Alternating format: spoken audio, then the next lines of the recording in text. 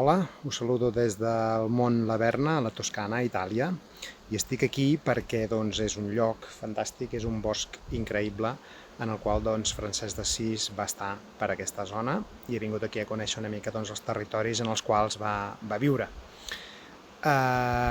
No sóc teòleg ni sóc historiador, però sí que m'interessa i m'ha agradat molt de conèixer què hi ha darrere de la figura de Francesc d'Assís i sobretot, jo crec, aquesta proximitat amb Jesús. Francesc neix un 1182 i mor un 1226, just ara fa 800 anys, s'està celebrant aquest any. El seu pare era el Pietro Bernardone, que era un comerciant de teles d'Assís, de família benestant, i la seva mare era la Joana, de la Provença, que és un detall molt interessant i que us explicaré en un propi vídeo, que ens lliga molt també amb el món dels càtars, sorprenentment.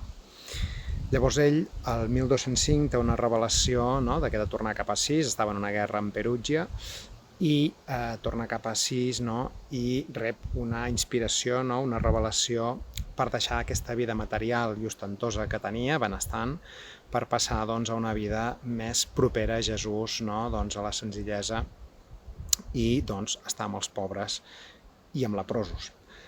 I el 1206, en un acte es veu davant de la plaça d'Assís, en el qual hi havia el bisbe i el seu pare, es despulla per simbolitzar com deixa totes les seves pertinences mundanes i començar una nova forma de viure.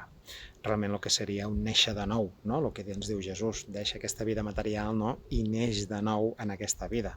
En el cas de Francesc, evidentment, a un nivell molt més avançat, està clar. I a partir de llavors, cap al 1208 ja comença a tenir el primer grup de gent que l'acompanya, i el 1209, amb el papa Innocenci III, que aquest papa ens sonarà del món del catarisme, li aprova verbalment, també és un detall important que us explicaré, li aprova verbalment la orde dels fra menors, el que es coneix com els franciscans. I el 1212, amb Clara d'Assís, el que fa és fundar l'orde de les clarisses. I després, el 1221, funda l'orde dels llecs, que també serà un detall molt important quan ho lliguem amb el món càtar, que us explicaré. El 1223, el papa Honori III li aprova formalment la regla, que em sembla que es diu regla volata, i a partir d'aquest moment, amb uns retocs, ho diu Francesc, us ho comentaré, de que se li retoca el que ell havia escrit, és a dir, l'Església volia una jerarquia, volia una estructura, volia tota una cosa que Francesc no simpatitzava amb ella, però perquè la regla fos aprovada es va haver d'escriure en ella. I el 1224, en aquesta zona d'aquí, és on rep els estigmes. Què és això? Primer, aquest món a Laverna d'aquí, aquest entorn de natura que us comentava, el 1213 el comte Orlando Catani li dona aquestes terres en les quals hi fa un monestir franciscà. Doncs bé, ell, retirat aquí, pregant, hi ha una zona que es pot veure en la qual ell pregava, en aquí rep el que són els estigmes. Que això, jo ho desconeixia, no és més que persones humanes que reben les ferides físiques que Jesús va tenir a les mans, als peus i al costat. Francesc rep aquests estigmes aquí el 1224 i per això aquesta zona és coneguda també per aquest fet. I d'aquí, amb les ferides, amb el dolor que tenia, ell aguanta aquest dolor perquè sap que era part de la seva vida, part de la seva essència amb Jesús, de la seva connexió amb Jesús, queda també ja gairebé sec, i en el seu últim tram de vida escriu o dicta aquest càntic a les criatures, també es coneix com càntic al germà sol, en el qual lloa la mare terra, el germà sol, la germana lluna, l'aigua, el foc, el vent, l'amor, la natura. Per tant, és un entorn on realment es pot sentir molt bé aquesta connexió amb la natura, amb la senzillesa, amb la presència, amb aquests valors més propers que ens determinava la vida també de Jesús i que Francesc va voler seguir.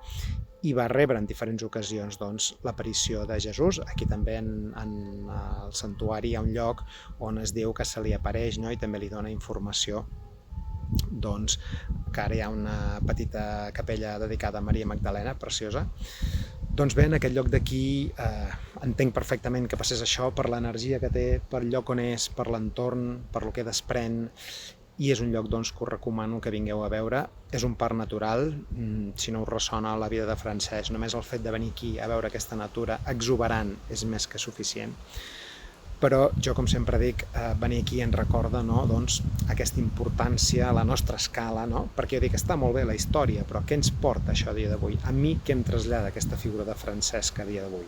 Doncs, en el meu cas, el que em trasllada és doncs, aquest tornar a néixer de nou, aquest, a la nostra escala, a la nostra manera, viure més propers a les essències de Jesús, a aquesta consciència crística que tan disponible tenim a dia d'avui i que Francesc doncs, va a incorporar, no? Doncs, fins al punt de rebre aquestes estigmes doncs, en el seu cos. Per tant, per mi, recordeu que no estem parlant de religió, estem parlant d'espiritualitat, estem parlant de connexió, estem parlant de presència, i per mi això és l'important, el que la figura de Francesc d'Assís doncs, ens va portar. En un proper vídeo us parlaré d'aquesta connexió amb el món càtar que m'ha sorprès gratament, de Francesc i del moment històric en el qual doncs, va viure. Com sempre, gràcies pel vostre temps.